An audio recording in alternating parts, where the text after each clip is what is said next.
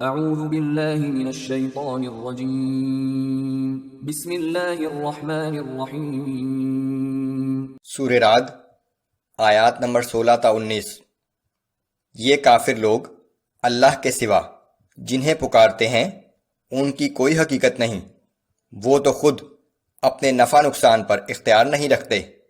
آسمانوں اور زمین کی ہر چیز اللہ ہی کو سجدہ کرتی ہے، وہی ہر چیز کا خالق ہے، وہ اکیلا ہے اور سب پر غالب ہے۔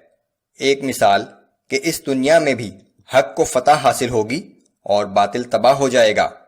کفار آخرت میں عذاب سے بچنے کے لیے اس دنیا بھر سے زیادہ مال و دولت فدیہ میں دینا چاہیں تو قبول نہ ہوگا۔ ان باتوں سے دانش مند لوگ ہی نصیحت حاصل کرتے ہیں۔ اعوذ باللہ من الشیطان الرجیم قل من رب السماوات والارض قل اللہ۔ اے پیغمبر صلی اللہ علیہ وآلہ وسلم، آپ ان سے دریافت کیجئے کہ آسمانوں اور زمین کا رب کون ہے؟ آپ انہیں بتا دیجئے کہ وہ اللہ ہی ہے۔ قل افاتخذتم من دونه اولیاء لا يملكون لانفسهم نفعا ولا ضرا۔ آپ پھر کہیے کہ کیا تم اللہ کے سوا ایسے معبودوں کو اپنا مددگار سمجھتے ہو جو اپنے نفع و نقصان کا اختیار بھی نہیں رکھتے؟ قل هل يستوي الأعمى والبصير أم هل تستوي الظلمات والنور۔ آپ ان لوگوں سے فرما دیجئے کہ کیا ایک اندھا شخص اور ایک آنکھوں والا برابر ہو سکتے ہیں؟ کیا روشنی اور تاریکیاں یکساں ہو سکتی ہیں؟ ام جعلوا للہ شرکاء خلقوا كخلقه فتشابه الخلق علیہم۔ کیا ان لوگوں نے جو اللہ کے شریک بنائے ہیں انہوں نے اللہ کی طرح کوئی ایسی مخلوق بھی پیدا کی ہے کہ جس کی وجہ سے ان لوگوں پر صرف اللہ کا خالق ہونا مشتبہ ہو گیا ہو؟ قل اللہ خالق كل شيء وهو الواحد القہار۔ آپ کہہ دیجئے کہ اللہ ہی ہر چیز کا خالق ہے، وہ اکیلا ہے اور وہ سب پر غالب ہے۔ انزل من السماء ماء فسالت اودية بقدرها فاحتمل السيل زبدا رابيا۔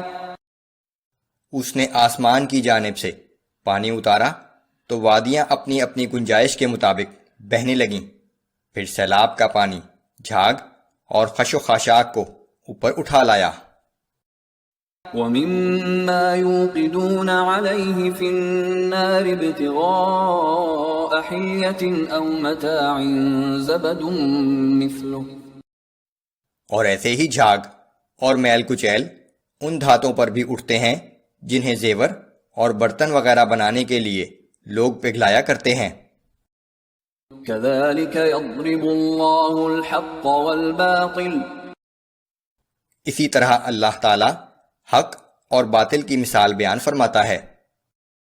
فَأَمَّا الزَّبَدُ فَيَذْهَبُ جُفَاءً۔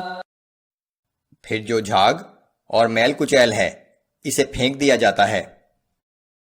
وَأَمَّا مَا يَنفَعُ النَّاسَ فَيَمْكُثُ فِي الْأَرْضِ۔ اور جو چیز انسانوں کے لیے مفید ہے وہ زمین میں باقی رہ جاتی ہے۔ كَذَلِكَ يَضْرِبُ اللَّهُ الْأَمْثَالَ۔ اسی طرح اللہ لوگوں کو سمجھانے کے لیے مثالیں بیان کرتا ہے۔